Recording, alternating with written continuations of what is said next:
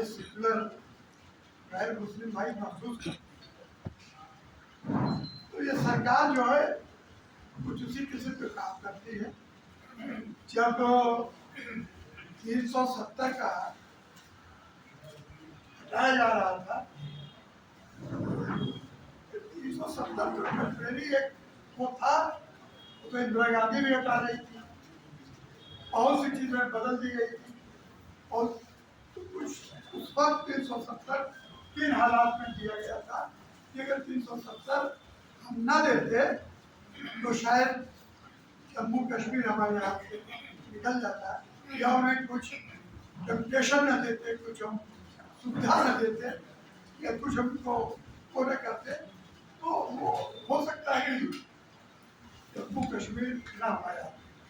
माफ करिएगा, आज जम्मू कश्मीर के लोग भारत सरकार से खुश नहीं, मगर ये खुशी की बात है कि वो बिल्कुल पाकिस्तान के साथ, और पाकिस्तान से बिल्कुल दूरी बनाए हुए। जो मैंने असर किया, हो सकता है आप ज़्यादा जानते हो,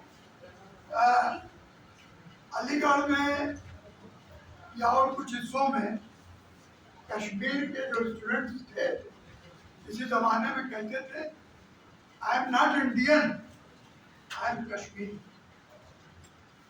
ये उस वक्त था, मगर अब धीरे धीरे धीरे धीरे वो अपने को इंडियन कहते थे। और आज भी कश्मीर के लोग सरकार से कुछ नहीं है, मगर पाकिस्तान की तरफ ताकना नहीं चाहते। मगर अभी भी कश्मीरियों को संदिग्ध निगाह से देखा कुछ है। जो लोग नहीं जानते, दूर से सुनते हैं या पहले की बात जानते हैं, वो यही समझते हैं कि यार ये कश्मीरी संदिग्ध है, भारत का सिर्फ प्रेम नहीं है, देशभक्ति। बहरहाल अगर देशभक्ति की कमी है तो उनके अंदर नहीं कम है, कमी है सरकार के अंदर कमी। सरकार ने उनको और देशभक्त नहीं बनाया जितना बनाना चाहिए। ये मेरा अपना असेसमेंट है। बहरहाल जब 370 खत्म किया गया था तो लद्दाख के लोग खुश थे, और खुश इस बिना पे थे कि हमें यूनियन टेरिटरी मिल जाएगी, से हट करके यूनियन टेरिटरी बनी है तो राज्य का दर्जा मिल जाएगा। यूनियन टेरिटरी उन्होंने बना दिया, लद्दाख को, जम्मू कश्मीर को 2 हिस्से में कर दिया।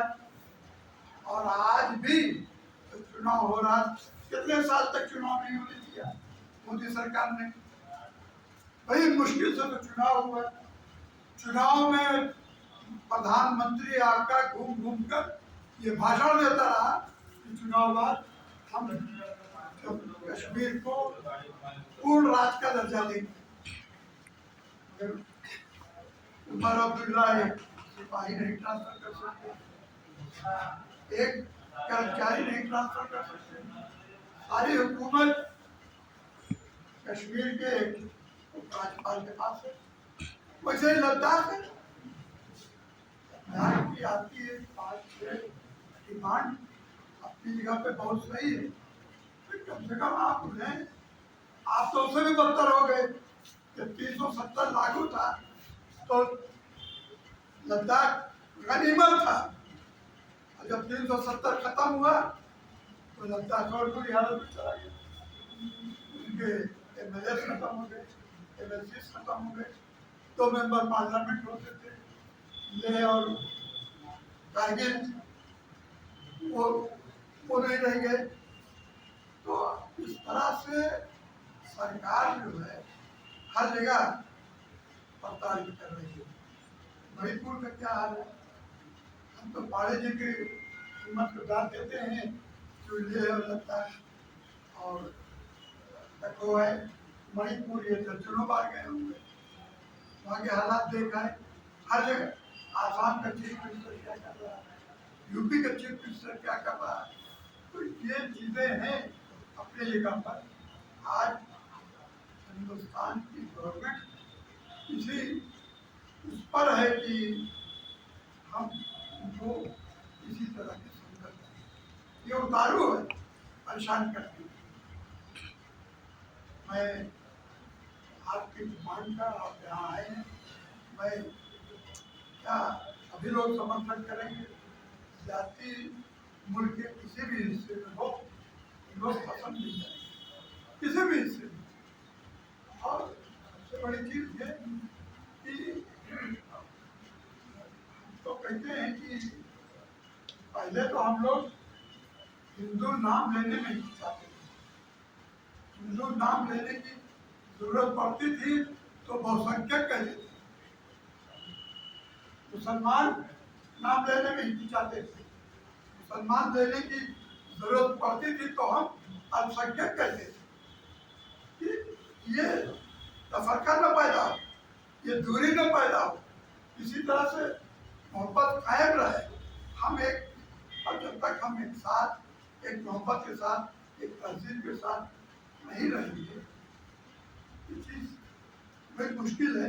हिंदुस्तान से देख आज मंजू साहब के ऊपर हिस्से लगा, एक ऐसे आदमी के ऊपर जो स्कूल चलाता था, जो एनजीओ चलाता था, जो मोहब्बत की बात करता था, जो पर्यावरण की बात करता था, ऐसे आदमी को बंद कर दिया। और मैं तो सुप्रीम कोर्ट में कपिल सिब्बल की बात को सुन रहा था, तो कह रहे थे कि भाई आपने एनएसए में बंद किया है, हम चाहते हैं कि आप क्यों बंद किए उसका रीजन दे दीजिए।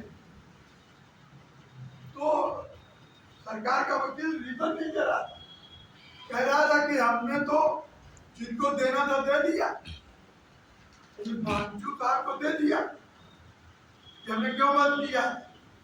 अब मांझू साहब की मुलाकात उनकी बीवी से नहीं होती तो वकील से कैसे होगी। बीवी बात नहीं कर पा रही है, घर के लोग नहीं बात कर पा रहे हैं, वकील नहीं बात कर पा रहा है। तो आज तो ये जरूरत है कि मांझू साहब को पकड़ा क्यों गया, यही नहीं सरकार बता रही। तो कितनी बड़ी जाति है ये है। बहरहाल देखिए, तो कोर्ट की लड़ाई है, कोर्ट में क्या क्या हो रहा है ये सभी जानते हैं। पुराने सीजीआई क्या थे, उनका राज अब खुल रहा है, उनके बारे में लोग अब पता पा रहे हैं। मौजूदा सीजीआई के ऊपर जूता उछाला जा रहा है। ये सब कभी इस हिंदुस्तान में हुआ था जो आज हो रहा है। जो सीजीआई और उनके साथ के लोग प्रेस कॉन्फ्रेंस कर रहे थे, सड़क पे निकल के कोई सरकार के साथ हो जाते हैं, कोई एमपी हो जाते हैं, कोई गवर्नर हो जाते हैं। एक फैसला कर दिया, दिया। तो सारी चीजें जो इंस्टीट्यूशनल हमारे इदारे हैं वो सब सरकार के कब्जे में है। उसको छुड़ाने की जरूरत पब्लिक को हो, वो उनको करनी पड़ेगी। चाहे वो लद्दाख की पब्लिक हो, चाहे जम्मू की पब्लिक हो, चाहे उत्तर प्रदेश की हो, चाहे देश के सभी उसकी हो, सब लोग परेशान हैं और सब पारी पारी लोग कर रहे हैं। खैर मांझू साहब ने 370 जो वो वेलकम किया था, उस सोच के वेलकम किया था कि हमें मिलेगी सुविधा, हम चल करके हमें हमारी असेंबली मिलेगी, हमें लोक सेवा आयोग मिलेगा, हमें अधिकार मिलेगा कॉन्स्टिट्यूशन का। वो सब समझ के किया था, मानी फिर गया। और आज एक ऐसे देशभक्त को बंद कर दिया, किसी ऐसे आदमी को बंद करते जो देशद्रोही था। तो सरकार के पास ये नहीं है पता कि कौन देशद्रोही है कि कौन देशभक्त है। सरकार जब जिसको चाहे देशद्रोही बना दे और जब जिसको चाहे देशभक्त बना दे। बड़े बड़े देशद्रोहियों को उसने देशभक्त बना के अपने पास रख लिया है। और है तो ये बहरहाल मैं ये सेक्शन 6 का जो कॉन्स्टिट्यूशन में आदिवासियों के लिए है ये लागू होना चाहिए। ये सारी डिमांड मान चुकी अपनी जगह पे सही है, इसे सरकार को वेलकम करना चाहिए था। वेलकम करने के बजाय वो आज जेल की सलाखों में है। अब कहा जयपुर या जोधपुर बंद है, इसमें इनके घर के लोग बात नहीं कर सकते। ये इस तरह से देश में अगर चलेगा तो पारी पारी से शिकार सब होंगे। ये लफ्जों के साथ आप लखनऊ में आए हैं, आपने लद्दाख के बारे में बताया। लद्दाख तो बौद्ध का आबादी बौद्धों की है, तिब्बत से लगा हुआ है, चीन से लगा हुआ है। मगर उसकी कभी तारीफ ये नहीं रही है कि वो चीन के समर्थन में रहा या पाकिस्तान के समर्थन में रहा। उसकी तारीफ वफादारी की रही है और उस वफादारी की है। तो एक शेर है, काट कर सुना मेरी, आप लोग कह रहे हैं तो भी फरियाद सुनाओ। तो बंद करके इस तरह की जाति हो रही है। देश की जागरूक जनता को जागना पड़ेगा और उनके लॉलीपॉप में, सरकार के लॉलीपॉप में नहीं आवे। वो आज हमारे साथ कर रहे हैं, कल मणिपुर के साथ किया है, जम्मू के साथ किया है, लद्दाख के साथ किया है। यहाँ के शेड्यूल कास्ट के जब सीजीआई को नहीं बर्दाश्त कर सकते तो आदिवासियों को कैसे बर्दाश्त करेंगे?